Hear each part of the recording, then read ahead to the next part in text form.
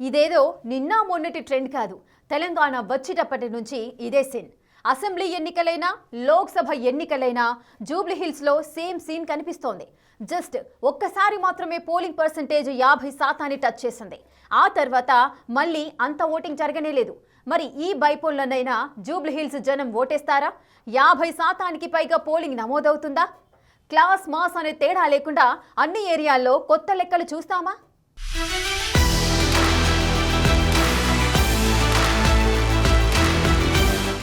ఆసక్తి రేపుతోన్న Jubilee Hills bypoll polling. ఈసారైనా 50% polling దాటుతుందా? ఇదే ఇప్పుడు చాలా మందిలో ఉన్న మేజర్ డౌట్. జూబ్లీహిల్స్ లో ఏ పార్టీ గెలుస్తుంది, ఏ అభ్యర్థికి ఎన్ని ఓట్లొస్తాయి అనే చర్చతో పాటు లోపల అసలు ఎంత పోలింగ్ నమోదవుతుందనేది కూడా ఇప్పుడు ప్రస్తావనకొస్తోంది. ఎందుకంటే జూబ్లీహిల్స్ నియోజకవర్గంలో ఎప్పుడు ఎన్నికలొచ్చినా తప్పకుండా డిబేట్ జరిగే పాయింట్ ఇది. తక్కువ పోలింగ్ శాతం ఇక్కడి ఎన్నికను ప్రభావితం చేసే మేజర్ ఫ్యాక్టర్ గా కనిపిస్తుంది. పార్టీల భవిష్యత్తును నిర్ణయించేది ఓటర్లే కాబట్టి పోలింగ్ భారీగా నమోదవుతుందా లేక ఎప్పటిలాగే 50% లోపే ఆగిపోతుందా అన్నది ఇంట్రెస్టింగ్ గా మారింది. ఒకవేళ తక్కువ పోలింగ్ శాతం నమోదైతే ఎవరికి నష్టం జరుగుతుంది, ఓటింగ్ పర్సెంటేజ్ పెరిగితే ఏ పార్టీకి ప్లస్ అవుతుందనే డిస్కషన్ జూబ్లీహిల్స్ లో బాగానే నడుస్తోంది. దానివల్లే ఈ ఉప ఎన్నికలోనైనా జూబ్లీహిల్స్ ఓటర్లు గడప దాటి పోలింగ్ బూత్ దగ్గర క్యూలో నిలబడి తమకు నచ్చిన నాయకుణ్ణి ఎన్నుకుంటారా లేక మెజార్టీ ఓటర్లు ఎప్పటిలాగే ఎవరైతే ఏముంది మాకొచ్చేదా పోయేదా అని లైట్ తీసుకుని రిలాక్స్ అవుతారా అన్న దానిపై రకరకాల చర్చ జరుగుతోంది.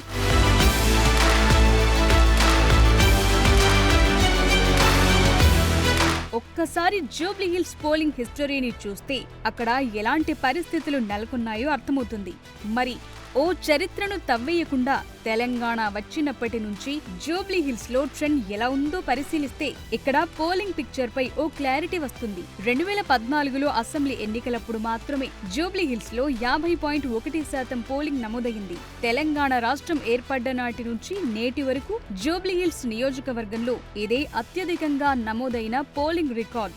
2018 అసెంబ్లీ ఎన్నికల్లో 5% ఓటింగ్ తగ్గిపోయింది. అప్పుడు కేవలం 45.5% పోలింగ్ నమోదైంది. ఈ అసెంబ్లీ ఎన్నికల తరువాత జరిగిన లోక్సభ ఎన్నికల్లో మళ్లీ 5% పోలింగ్ పడిపోయింది. 2019 లోక్సభ ఎన్నికల్లో 39.8% ఓటింగ్ మాత్రమే నమోదయ్యింది.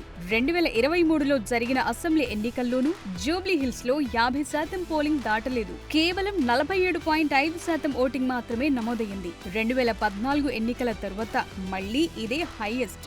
అయితే ఆ తరువాత లోక్సభ ఎన్నికల నాటికి మళ్లీ 2% పోలింగ్ తగ్గిపోయింది. 2024 లోక్సభ ఎన్నికల సమయంలో జూబ్లీహిల్స్ లో 45.5% పోలింగ్ నమోదైంది. 2014 అసెంబ్లీ ఎన్నికల తరువాత జరిగిన సాధారణ అసెంబ్లీ ఎన్నికలు, లోక్సభ ఎన్నికల్లో పోలింగ్ 50% మార్కుని దాటలేదు.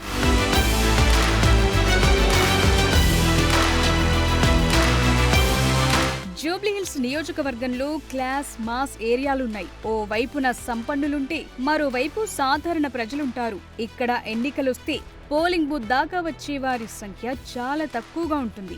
మరోవైపు స్లమ్ ఏరియాలు, పేదలు నివసించే ప్రాంతాలు కూడా ఎక్కువే ఉన్నాయి. ఇక్కడి ఓటర్లే ఎక్కువ సంఖ్యలో పోలింగ్ లో పాల్గొంటున్నారు. అయితే తెలంగాణ వచ్చిన తరువాత జూబ్లీహిల్స్ కు తొలిసారి ఉప ఎన్నిక వచ్చింది. మరి ఈ బైపోల్ విషయంలోనైనా జూబ్లీహిల్స్ ఓటర్ల తీరు మారుతుందా లేక ఎప్పటిలాగే మెజార్టీ ఓటర్లు ఈ ఉప ఎన్నికను కూడా లైట్ తీసుకుంటారా అనే చర్చ మొదలైంది. పార్టీల గెలుపోటముల గురించి ఇప్పుడు ఎంత చర్చ జరుగుతుందో, పోలింగ్ శాతం పెరుగుతుందా లేదా అనే దాని మీద కూడా అంతే డిబేట్ నడుస్తోంది. ఈ ఉప ఎన్నికలో ప్రధాన పార్టీలైన కాంగ్రెస్, బీఆర్ఎస్, బీజేపీ మధ్య ట్రయాంగిల్ ఫైట్ నడుస్తోంది.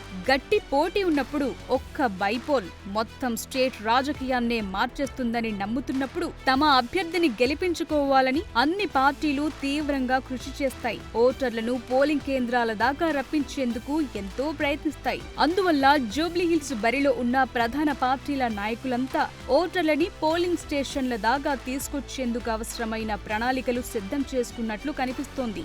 ముఖ్యంగా మాస్ ఏరియాల్లో బీసీ, ముస్లిం ఓటర్లు గణనీయంగా ఉన్న ప్రాంతాల్లోని ఓటర్లను పోలింగ్ కు రప్పించడానికి పార్టీలు మరింత ఫోకస్ చేసే అవకాశం ఉంది. క్లాస్ ఏరియాల్లో నివసించేవారు పోలింగ్ లో పాల్గొనేలా చూసేందుకు పార్టీల అభ్యర్థులు, కార్యకర్తలు ఇప్పటికే పర్సనల్ అపీల్స్ చేస్తున్నారు. ఇంటింటికి వెళ్లి వారు ఓటు వేయాలని కోరుతున్నారు. కానీ వాళ్లంతా పోలింగ్ కేంద్రాల దాకా వస్తారా లేదా అనేది ఇప్పుడు మోస్ట్ ఇంట్రెస్టింగ్ పాయింట్.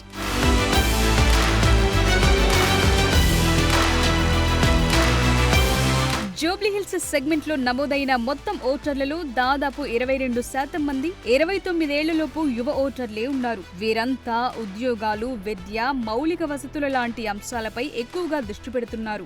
వీరి టర్నౌట్ గనుక పెరిగితే పోలింగ్ శాతం తప్పకుండా పెరుగుతుందనే అంచనాలున్నాయి. గత ఎన్నికల సరళిని బట్టి చూస్తే జూబ్లీహిల్స్ లాంటి ఏరియాలో 50% పోలింగ్ టచ్ కావటం కాస్త కష్టమే అయినప్పటికీ పార్టీల మధ్య నెలకొన్న బలమైన పోటీ, యువతలో కనిపిస్తున్న ఉత్సాహం, పార్టీల నేతలు ఓటర్లను పోలింగ్ కేంద్రాల వరకు రప్పించడంలో చూపించే శ్రద్ధ మీదే ఈ ఉప ఎన్నికలో పోలింగ్ శాతం పెరగటమా, తగ్గటమా, ఎప్పటిలాగే నమోదవటమా అనేది ఆధారపడి ఉంది. జూబ్లీహిల్స్ పేరొక్కటే క్లాస్ ఉంటుంది, కానీ ఇక్కడున్న వారిలో మాస్ ఓటర్లే ఎక్కువ. సాధారణ మధ్యతరగతి ప్రజలే ఇక్కడ మెజారిటీ ఓటర్లు. ఇక్కడ తరచుగా నమోదయ్యే ఆ 45% ఓటింగ్ పర్సెంటేజ్ కూడా వారి వల్లే సాధ్యమవుతోంది. మరి ఎవరు ఓటేయట్లేదు ఇక్కడ? ఎందుకు ఓటేయడానికి ఇంత బద్ధకం? ప్రభుత్వం నుంచి అందే పథకాలు కావాలి, మీరుండే ఏరియా డెవలప్ కావాలి, కానీ అదంతా చేసే నాయకుడిని మాత్రం ఎన్నుకునేందుకు ఓటేయరు. ఇదెక్కడి లాజిక్? ఓటు హక్కు అంటే చేతి వేలిపై సిరా కాదు, సరికొత్త ఎరకు నాంది పలికే అస్త్రం.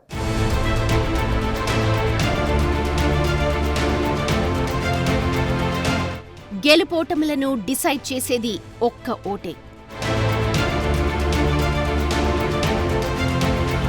మనందరి భవితవ్యాన్ని నిర్ణయించేది ఆ ఓటే. జూబ్లీహిల్స్ లాంటి అభివృద్ధి చెందిన నియోజకవర్గాల్లో పోలింగ్ శాతం ఇంత తక్కువగా నమోదవ్వడం ప్రజాస్వామ్య స్ఫూర్తికి అస్సలు మంచిది కాదు. ఓటు హక్కు ఎంతో విలువైంది. అది మన బాధ్యతను గుర్తుచేస్తుంది, మన హక్కుని నిలబెడుతుంది. ప్రశ్నించే హక్కైనా, మన ప్రాంత ప్రగతికైనా ఓటే మన ఆయుధం. ఏ ఎన్నిక జరిగితే నాకేంటి, ఎంతో కొంతమంది వేస్తున్నారుగా, నేనొక్కడిని ఓటు వేయకపోతే ఏమవుతుందిలే అన్న ఆలోచన, నిర్లక్ష్యం ప్రజాస్వామ్యానికి ప్రమాదకరం. ఈ ప్రపంచంలోనే అతిపెద్ద ప్రజాస్వామ్య దేశమని భారతీయులంతా సగర్వంగా చెప్పుకుంటారు. కానీ మనలోని చాలామంది, మన చుట్టూ ఉండే ఎంతో మంది తమకు లభించిన అత్యంత శక్తివంతమైన ఓటు అనే ఆయుధాన్ని వినియోగించుకోవడంలో నిర్లక్ష్యం వహిస్తున్నారు. ముఖ్యంగా జూబ్లీహిల్స్ లాంటి విద్యావంతులు, ధనవంతులు, పేద, మధ్యతరగతి ప్రజలు కలబోతగా ఉన్న నియోజకవర్గంలో 50% పోలింగ్ కూడా నమోదవ్వకపోవడం ఆందోళనకరం. క్లాస్ ఓటర్లు, ఇంకొందరు బద్దకస్తులు పోలింగ్కి దూరంగా ఉండటం వల్ల ప్రశ్నించే హక్కును, తమని తాము పాలించుకునే అవకాశాన్ని కోల్పోతారు.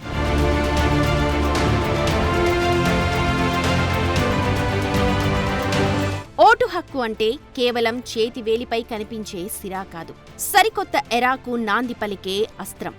ఓటు హక్కు రాజ్యాంగం మనకు ప్రసాదించిన ప్రాథమిక బాధ్యత మాత్రమే కాదు, మన భవిష్యత్తును నిర్ణయించే అత్యంత విలువైన అధికారం.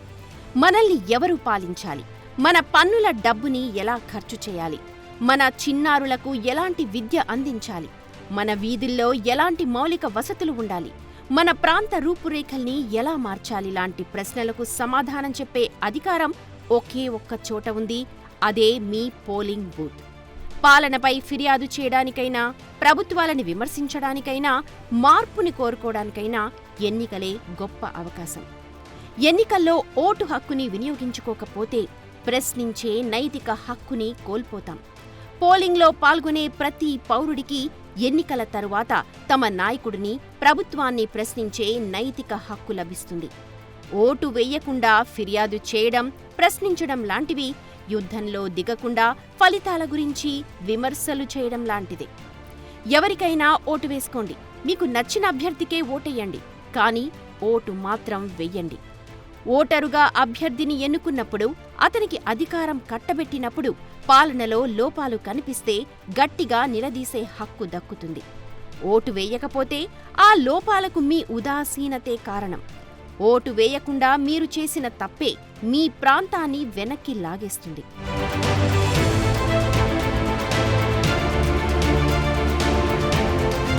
చాలామంది నా ఒక్క ఓటుతో ఏం మారుతుందనుకుంటారు. కానీ ఒక్కో ఓటు కలిస్తేనే అద్భుతం ఆవిష్కృతమవుతుంది. చాలా నియోజకవర్గాల్లో విజేతలు కేవలం కొన్ని వందల ఓట్ల తేడాతోనే గెలుస్తుంటారు. జూబ్లీహిల్స్ లాంటి సెగ్మెంట్లో లక్షలాది మంది ఓటర్లలో సగానికంటే తక్కువ మంది మాత్రమే ఇళ్ల నుంచి బయటకు వచ్చి ఓటు వేస్తే ఫలితాలు తారుమారు అయ్యే అవకాశముంటుంది. పైగా ఇది ఉప ఎన్నిక. పోటీ ఎంత తీవ్రంగా ఉందో కనిపిస్తూనే ఉంది. ఎవరు గెలిచినా మెజారిటీ చాలా తక్కువే ఉంటుంది అన్న చర్చ జరుగుతోంది.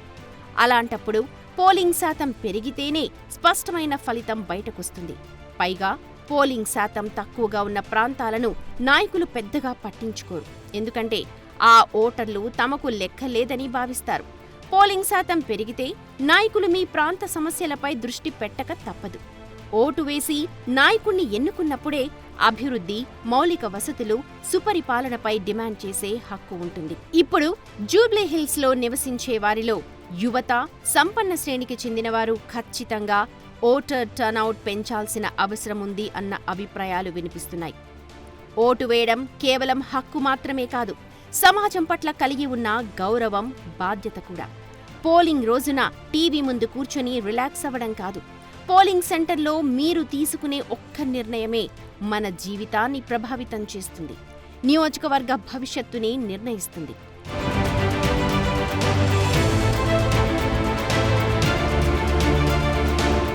జూబ్లీహిల్స్ పోలింగ్కు ఇప్పటికే కౌంట్ డౌన్ మొదలైపోయింది. అయితే పోలింగ్ రోజున ఇచ్చే సెలవుపైనే ఇప్పుడు చర్చ జరుగుతోంది.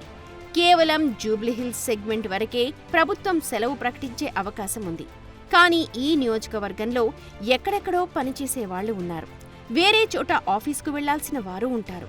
అయితే ప్రతి ఒక్కరూ ఈ ఉప ఎన్నికను ప్రతిష్టాత్మకంగా భావించి ఓటు వేయడానికి ముందుకొస్తారా లేదా అన్నది కూడా ఆసక్తి రేపుతోంది. జూబ్లీహిల్స్ నియోజకవర్గంలో 132 ప్రదేశాల్లో మొత్తం 329 పోలింగ్ బూత్లు ఉన్నాయి. ఇప్పటికే తక్కువ శాతం ఓట్లు నమోదవుతోన్న పోలింగ్ బూత్లను కూడా గుర్తించారు. ఆయా ప్రాంతాల్లో పోలింగ్ శాతం పెంచేందుకు అవసరమైన ప్రణాళికలను అమలు చేశారు.